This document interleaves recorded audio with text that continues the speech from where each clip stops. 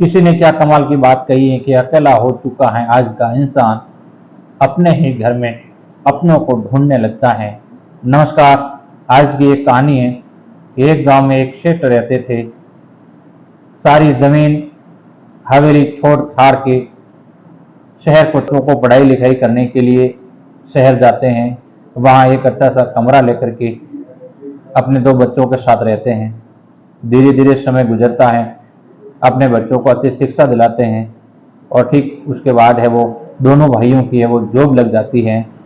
समय अच्छे से निकलता रहता है, लेकिन कुछ समय बाद दोनों भाइयों के अंदर कुछ प्रॉपर्टी को लेकर के झगड़ा हो जाता है। हर दिन है वो झगड़ा चलता रहता है और एक दिन ऐसा आया कि दोनों भाई एक दूसरे को मारने और मरने को उतर हो जाते हैं एक अपने प्रॉपर्टी को लेकर।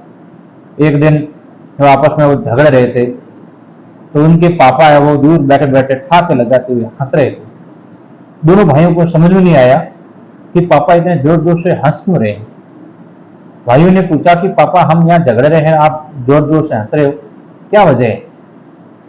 तो उनके पापा ने कहा कि आप एक छोटी सी चीज के लिए इतने झगड़ रहे हो।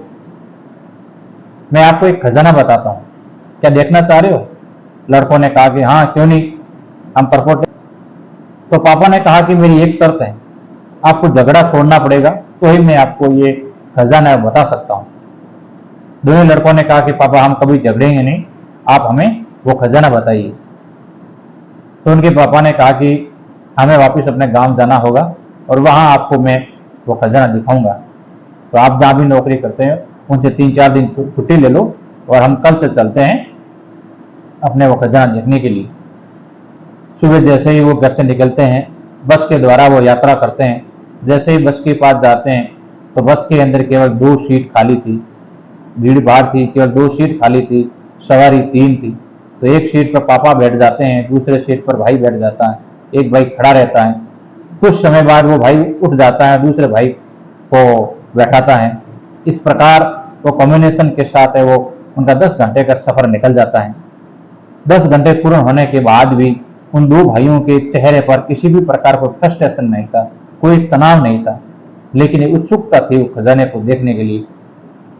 दोनों भाई और पापा उस गांव के अंदर उतरते हैं। जैसे ही गांव के अंदर उतरते हैं तो पापा के जितने भी मिलने वाले दोस्त साथी थे उनसे मिलते हैं, हाय हेलो होता है और अपने सड़क पर चल दिए होते हैं। दूर से एक हवेली दिखाई देती है। जैसे धीरे धीरे जाते हैं तो हवेली के पास जाते हैं और हवेली के पास जाने के बाद देखते हैं कि हवेली के अंदर है वो कबूतरों ने घोंसला बना रखा है, छोटी छोटी झाड़ियां उग जाती हैं। और जैसे ही पास में वो जाते हैं तो उनके पिताजी हैं वो जोर जोर से रोने लग जाते हैं। तो दोनों भाइयों को समझ नहीं आ रहा है कि पिताजी इतने जोर जोर से क्यों रो रहे हैं। दोनों भाइयों ने पूछा कि पिताजी आप इतने जोर जोर से रो रहे हो, इसकी क्या वजह है?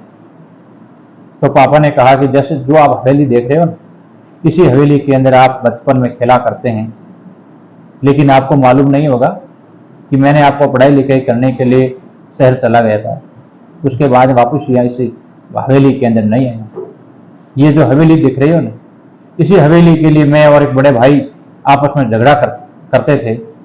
एक दिन बड़े भाई ने बड़ा दिल दिखाते हुए कहा कि ये हवेली तुम रख लो, और वो हमेशा हमेशा के लिए विदेश चले गए। उसके बाद ना कॉल आया, ना मैसेज आया, ना मेरा हाल पूछा।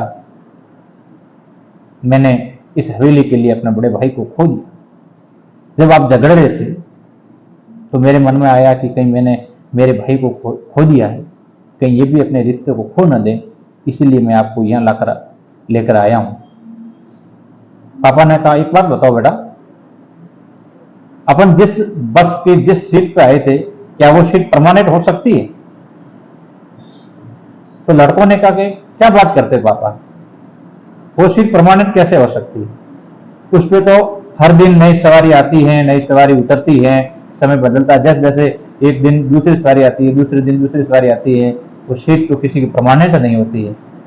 तो पापा ने कहा तो क्या लड़ाई झगड़ा करके भी आप सीट परमानेंट कर सकते हो?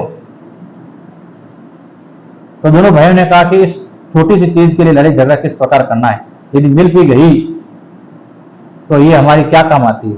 तो पापा ने कहा, ठीक बेटा, जिंदगी भी इसी बस की सीट की तरह है कि वो हर हमेशा बदलती रहती है। जिस प्रकार मैंने इस लड़ाई झगड़ों के अंदर मेरे बड़े भाई की खो दिया है, इसी प्रकार आप इस लड़ाई झगड़े के अंदर अपना रिश्ता नहीं खोना है। इसलिए मैं आपको यहाँ लेकर आया हूँ।